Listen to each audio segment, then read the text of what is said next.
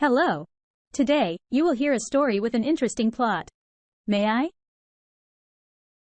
The head of the chief mate poked through the cabin door, entering the harbor waters. I was sitting at the table, throwing my tunic over my shoulders and smoking quietly through the half-opened window. All right. Go on the bridge. I'll be with you in a minute. I put on my tunic and warm jacket and went up on the upper deck. The ship was slowly drawing into the bay, the hull trembling.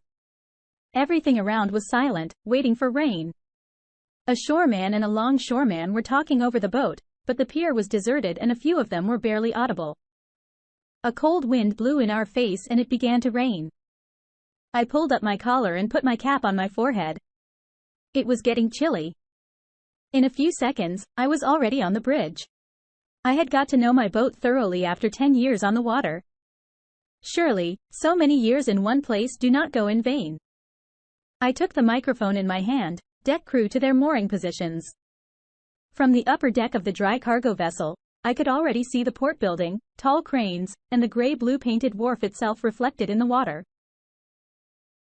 The dry cargo ship slowed down, the boatswain hurriedly moved along the cranes, and the ship slowly approached the quay rejoicing at her long-awaited rest. The command was sounded, "Give up. The left anchor. That's it. We're home," but the rain did not stop. I returned to my cabin. There was nowhere to hurry and number one to go to. There was a knock at the door. "Yuri, the deputy harbor master to see you." The watchman straightened his jacket. I buttoned up my tunic and got ready to meet the guest. "Euro? Well, brother. I didn't expect to see you here." My classmate Pavel, dressed in a foreign waterproof cloak and a shaped cap, stood in front of me. And not just a classmate, but also a fellow countryman. Yes. A meeting. I could not come to my senses from surprise. "I thought you were in the Baltic." "I was. I'm here now, temporarily discharged ashore." Everything was fine until my heart started pounding. He patted his pockets. "Got a smoke?" In the evening, Pashka and I drank some alcohol in the captain's cabin and went out on deck for a smoke. The rain had stopped. The wet night glided silently over the hushed sea. Seagulls were resting near the shore just under the concrete parapet with their heads under their wings. I felt that Pashka wanted to ask me something but does not dare. "I am from home recently." "I have been home for almost a month." "I had a chance to go to the south with Lena." He started from afar. I was silent. "Tamara came to see us. She asked about you." We sat in the kitchen with Lena for a long time. She left all snotty and weepy. Pasha took out another cigarette and lit it from a lighter. "Forgive me, Euro, but nobody can understand anything. What happened? Why did you leave? You and Tamara lived so well. We took an example from you." I looked at my friend. "Pasha, there are cases in life when you have to make a decision quickly. This was just such a case." I sat down on the edge of the boat. The past came back into my life. After sea school, I came home for 2 months. We were given an opportunity to rest before we started the service. I was 22 years old, and life was laid out before me, like, on a silver platter. Everything seemed simple and clear. And then I fell in love. Tamara seemed to me the ideal of feminine beauty. I couldn't eat or sleep. The first chance I got, I told her I loved her. But alas, I could tell by the look of her that my feelings were not mutual. Tamara smiled coldly and looked over my head. "You're good, Euro, but decided everything." I realized that I had no chance. Mentally, I knew that the mind cannot forcibly make nice, but can you explain it to your heart? So I suffered through most of my vacation. When only a few days remained before I was to leave for my duty station, Tamara met me. "Yura." Somehow guiltily, she asked me, "Do you still like me?" I felt as if I was numb. "Of course, I do." Then everything was solved quickly. Given my situation and my imminent departure, we were quickly registered. The wedding was modest. My and her parents and witnesses. On my side was Pascha with her son friend, and in 3 days train was carrying Tamara and me at My duty station. The rest, like everyone else, a son was born. Tamara named him Dennis.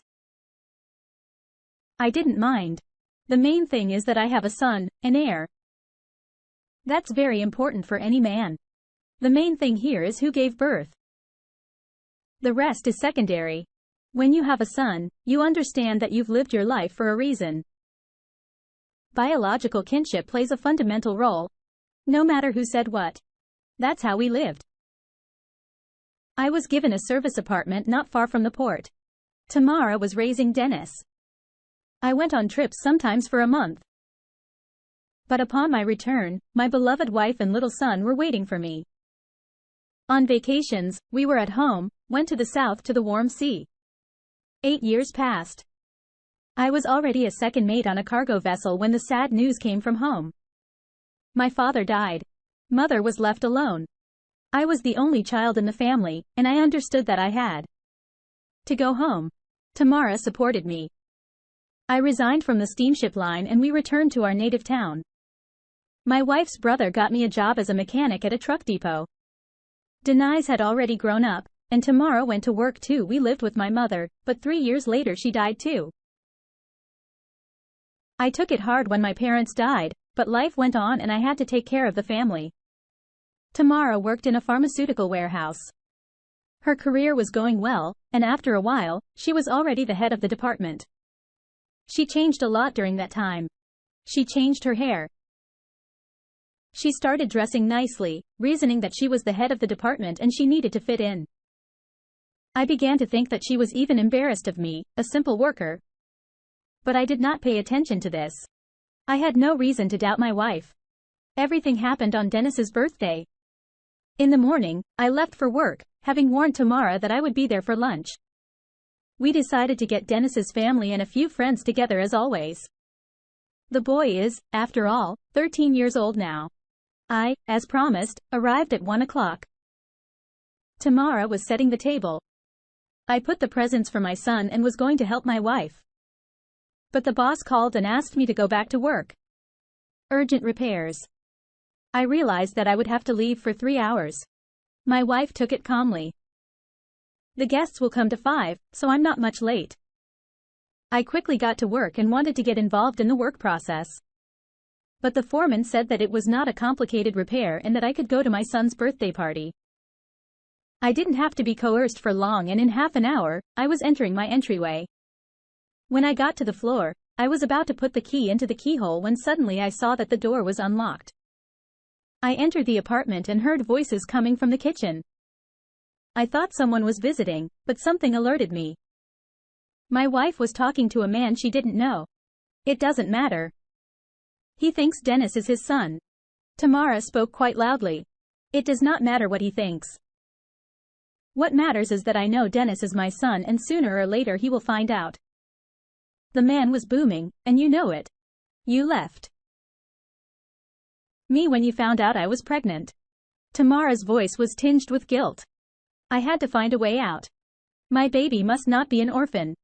And you got that sucker. The man laughed. A child should have a father. Tamara dropped something, even if it's someone like that. It took my breath away. That's how. Even someone like that. All these years, she just put up with me. The main thing is to raise a child. And this must be the daddy showing up? All these thoughts flew swiftly through my head. Toma, do you still love me?